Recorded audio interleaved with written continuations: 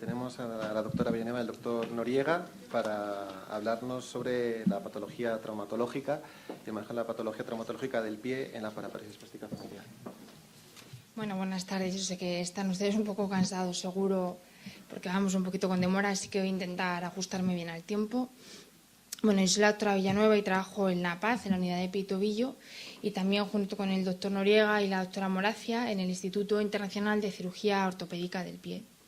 Y el tratamiento, o sea, el tema de la charla de hoy es la patología y el tratamiento del pie en esta enfermedad. Para nosotros, como para otros muchos médicos, seguro, esta afección es un auténtico reto. Primero porque es una enfermedad que es poco frecuente.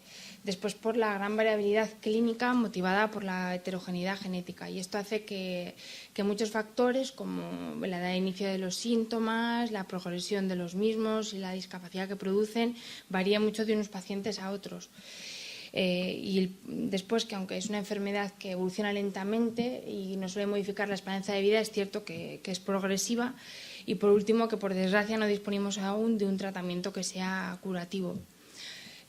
Esta enfermedad es un prototipo de afectación de la neurona motora superior y entre los signos y síntomas que más nos interesan a nosotros los traumatólogos destaco sobre todo la espasticidad, que como bien han dicho prima sobre la debilidad y que afecta fundamentalmente a los miembros inferiores, la alteración progresiva de la marcha y la afectación de los pies. Los músculos que sufren espasticidad con mayor frecuencia son los flexores plantares del tobillo, y el principal inversor del tobillo, que es el tibial posterior. También se suelen afectar los aductores de la cadera y otros músculos a nivel más proximal, los flexores y extensores de la rodilla y los flexores de la cadera. Esto hace que en muchos casos lo que presente el paciente sea una deformidad en equinovaro distal con una marcada aducción de las caderas y un aumento de la curvatura de la espalda compensatoria. Centrándonos un poco en el tema del pie, como en otras enfermedades neurológicas, la deformidad más característica es el pie equinovaro, que se caracteriza por un aumento del arco longitudinal plantar del pie, que puede localizarse, puede deberse sobre todo a un exceso de angulación a nivel del retropié o porque el antepié esté excesivamente en flexión plantar. Existe también una desviación interna de la parte posterior del pie o varo y una actitud en flexión plantar que es el equino. La causa que subyace siempre es que existe una alteración entre la musculatura normal del pie, y es que el pie está balanceado por grupos musculares agonistas y antagonistas. Así, por ejemplo, el tibial anterior y el tendón de Aquiles actúan como una pareja de fuerzas opuestas que mueven el pie hacia arriba en flexión dorsal y hacia abajo flexión plantar. Cuando uno de los componentes de la pareja es demasiado débil, va a predominar el antagonista y viceversa, y se puede producir una deformidad, que puede ser el pie equino o lo contrario, el pie talo. Lo mismo sucede con el tibial posterior y los peroneos, que son la segunda pareja de fuerzas que mueven el pie en inversión hacia adentro y en eversión. Cuando uno tiene demasiada actividad o es demasiado débil, se produce una deformidad en varo o en valgo, como veis en la imagen.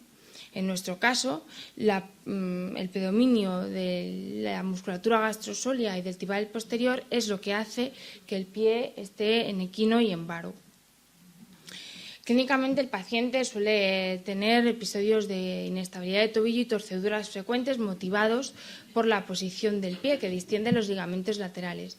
Suele haber dolor o puede haber presión en las zonas de presión, sobre todo bajo la cabeza de los metatarsianos o en la parte externa del pie, y a veces también puede existir dolor en las articulaciones, porque este mal alineamiento del pie hace que las cargas no se distribuyan de forma correcta en las articulaciones y con el tiempo estas pueden degenerar y dañarse.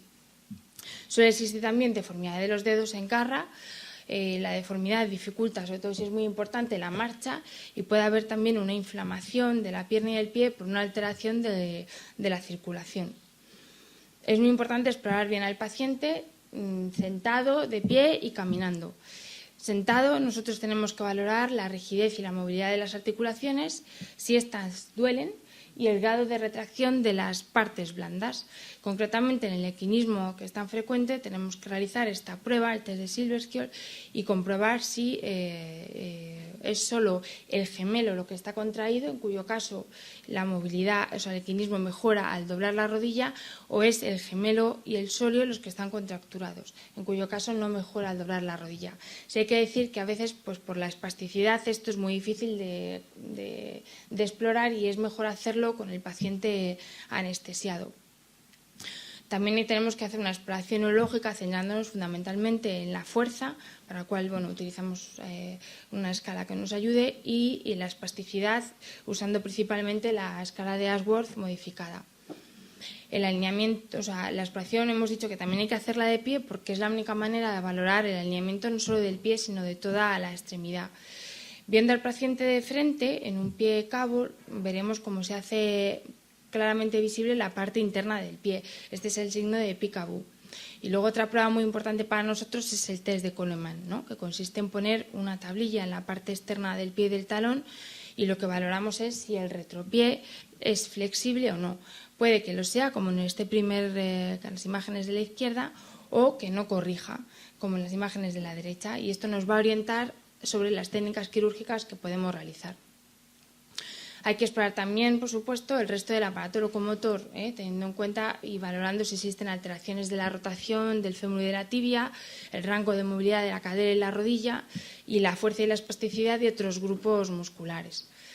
Es muy importante también analizar cómo camina el paciente, viendo de forma sistemática cómo se mueve la cadera, la rodilla y el pie cuando el paciente camina. Lo normal es que lo grabemos en la consulta, hagamos un videoregistro, y en determinados centros sí que existen laboratorios de la marcha, con lo cual podemos obtener mucha más información, sobre todo cuando se realiza un electromiograma dinámico, porque así podemos ver qué músculos actúan en cada fase del ciclo de la marcha. Tenemos que hacer también unas radiografías de los pies y de los tobillos en carga, donde miraremos si existen daños en las articulaciones, a veces existen fracturas de estrés en la parte externa por sobrecarga, y veremos ciertos parámetros radiológicos con los cuales haremos una valoración estática de la deformidad. Con respecto al tratamiento, es muy importante que siempre se realice un abordaje multidisciplinar y contemos con los neurólogos, los rehabilitadores, los fisioterapeutas. Es muy importante que conozcamos bien la enfermedad, que hagamos una evaluación completa no solo del pie, sino del resto del aparato locomotor, y que tengamos en cuenta que el paciente puede tener patologías asociadas no solo neurológicas, sino también médicas y que pueden condicionar una cirugía. En definitiva, es que el tratamiento ortopédico tiene que formar parte de un plan funcional y efectivamente hay que tener unos objetivos realistas y claros. Tratamiento curativo no hay, ¿no? Hay tratamiento paliativo que puede ser médico, rehabilitador y quirúrgico. Del tratamiento médico ya han hablado compañeros míos aquí, con lo cual no voy a insistir más. Me voy a centrar en el tratamiento quirúrgico del pie, que nosotros indicamos siempre que exista una deformidad que no se trate de forma adecuada, con tratamiento conservador y que vaya en aumento. ¿Por qué? Pues porque la deformidad va a dificultar aún más la marcha, va a dificultar el uso de calzado y en pacientes que no caminen va a dificultar la transferencia de la cama a la silla. El objetivo es que el pie sea plantígrado, estable y que se pueda adaptar a un calzado. Y para ello podemos hacer diferentes técnicas que actúan sobre los huesos o sobre las partes blandas. Lo más frecuente es que tengamos que hacer una combinación de las dos cosas. Los procedimientos óseos los podemos dividir en aquellos en los que se conservan las articulaciones, son las osteotomías, las artrodesis, que son las fusiones articulares, y a veces hacemos ambas cosas. Las osteotomías se hacen cuando la deformidad aún no es flexible y no existen cambios degenerativos en las articulaciones. Se pueden realizar en la tibia, como en este caso, en las imágenes de arriba de la derecha, las osteotomías tibiales valguizantes, que lo que hacen es corregir una deformidad en varo que exista en la tibia distal, como veis en las imágenes. También pueden ser de rotatorias, cuando existen alteraciones en la rotación. Por ejemplo, en las imágenes de abajo veis concretamente que existe mucha rotación externa, el peroné está muy detrás de la tibia y con este tipo de cirugías lo podemos corregir y realinear. Podemos hacer también osteotomías en el calcáneo, que es el hueso principal del talón del pie. La más frecuente es la de lateralización, en la cual desplazamos lateralmente el calcáneo para corregir el varo del retropié. Cuando la deformidad es más importante, aparte de desplazar el calcáneo, resecamos un trozo de hueso, estirpamos una cuña, es este tipo de osteotomía de Dyer. También podemos acortar el calcáneo y en casos en los que éste se encuentre demasiado elevado, podemos hacer una osteotomía para ascenderlo y mejorar el alineamiento. Las osteotomías también las podemos realizar en los metatarsianos, ¿de acuerdo? Y el objetivo se realizan sobre todo cuando existe un cabo en la parte delante del pie. Lo que se hace es resecar un trozo de cuña de metatarsiano a nivel dorsal y con esto también, como veis en las imágenes, mejoramos el alineamiento. Hay otras osteotomías que se hacen en la parte media del pie, aunque estas se hacen con menos frecuencia porque tienen mayor índice de complicaciones. Y el otro procedimiento sobre el hueso que hacemos son las artrodesis o fusiones articulares, sobre todo cuando la deformidad no es flexible o existen cambios degenerativos. Estas artrodesis o fusiones pueden hacerse en articulaciones aisladas, como en este caso en el que se fusiona solo la articulación calcáneo-cuboidea, o pueden hacerse dobles y triples fusiones del retropié. Un tipo especial de triple fusión es esta, la operación de la cirugía de Lambrinudi, en la que resecamos un trozo de una cuña de hueso de la articulación subastragalina y se hace sobre todo para corregir equinismos muy severos. Las otras técnicas quirúrgicas que realizamos actúan sobre las partes blandas y el objetivo de las mismas es ayudar a corregir la deformidad, por supuesto, debilitar el músculo espástico, mejorar el rango de movilidad de las articulaciones e intentar restituir el equilibrio entre los músculos agonistas y antagonistas. Hay tres tipos de procedimientos de partes blandas, que son las liberaciones, los alargamientos de los tendones y las transferencias o transposiciones de los tendones. Realizamos las liberaciones porque la deformidad del pie cabo muchas veces implica que existe una retracción de las partes blandas que se localizan en la planta del pie y a nivel posteromedial. Estas estructuras fundamentalmente son pues, la fascia plantar, otras fascias musculares como las del abductor del primer dedo, cápsulas articulares, ligamentos y tendones. Los alargamientos tendinosos se realizan principalmente en el tibial posterior, en los flexores, flexor del dedo gordo y el flexor común de los dedos, y en el tendón de Aquiles. Y se pueden hacer de forma percutánea o de forma abierta. También las podemos realizar a nivel del tendón o a nivel de las fascias musculares. Aquí veis, por ejemplo, las 3 incisiones percutáneas que hacemos cuando alargamos percutáneamente el tendón de Aquiles, mientras que estas imágenes de la derecha muestran un alargamiento exclusivamente del gemelo abriendo su fascia muscular. Sí que hay que decir que este tipo de cirugías son muy importantes cuando tratamos enfermedades con espasticidad, como es esta o la parálisis cerebral, pero también hay que tener cuidado porque si se realizan de forma indiscriminada o con técnicas no muy cuidadosas, podemos empeorar la función del paciente porque podemos producir más debilidad. Son ejemplos de complicaciones, pues el pie calcáneo, que es esta deformidad que se produce cuando alargamos en exceso el tendón de Aquiles, o por ejemplo el genus recurvatum, que es una deformidad de la rodilla, cuando alargamos en exceso los músculos isquiotibiales. Y la última técnica de partes blandas que quiero decir son las transferencias o las transposiciones de los tendones, que lo que intentan evitar es que la enfermedad, o sea, que la deformidad vuelva a producirse. Intentan también restaurar el balance de la musculatura.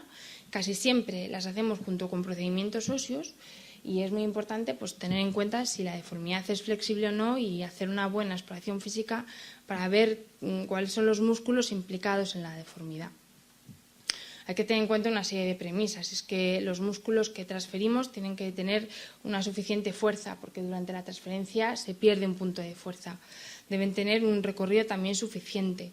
La articulación sobre la que tienen que actuar debe ser móvil, si no, no sirven, claro. Luego deben anclarse al hueso o al tendón con cierta tensión y en principio es preferible transferir aquellos músculos que actúan en la misma fase del ciclo de la marcha.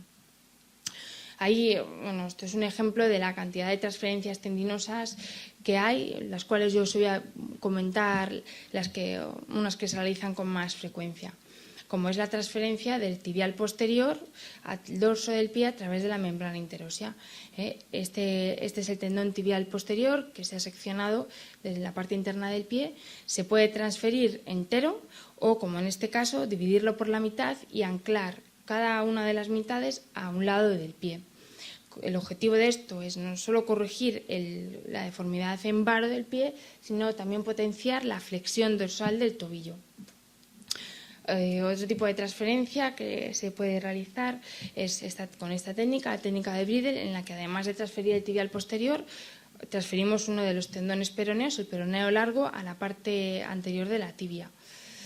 En ocasiones es útil también transferir la mitad del tibial anterior a la parte externa del pie. También podemos transferir, cuando está demasiado espástico, aunque esto no es muy frecuente en esta patología, el extensor largo del primer dedo al dorso del pie. Y hay un tipo de técnica también, que es la técnica de Hiroshima, en la que se transfieren todos los tendones flexores al dorso del pie en caso de deformidades más importantes. Por último, para corregir los dedos en garra, hay que tener en cuenta la causa por la que se producen, ¿no? Que son tres fundamentalmente, porque se altera la musculatura intrínseca de los dedos, porque existe espasticidad a nivel de los flexores, o a veces la deformidad se produce porque se reclutan los extensores para ayudar a flexionar dorsalmente el pie. Los dedos la deformidad puede ser rígida o flexible, y cuando lleva mucho tiempo es frecuente que se subluxen las articulaciones metatarsofalángicas. Para corregir los dedos flexibles normalmente hacemos transferencias de los tendones. Cuando los dedos ya son rígidos, aparte de las liberaciones, asociamos una artrodesis de la articulación interfalángica proximal.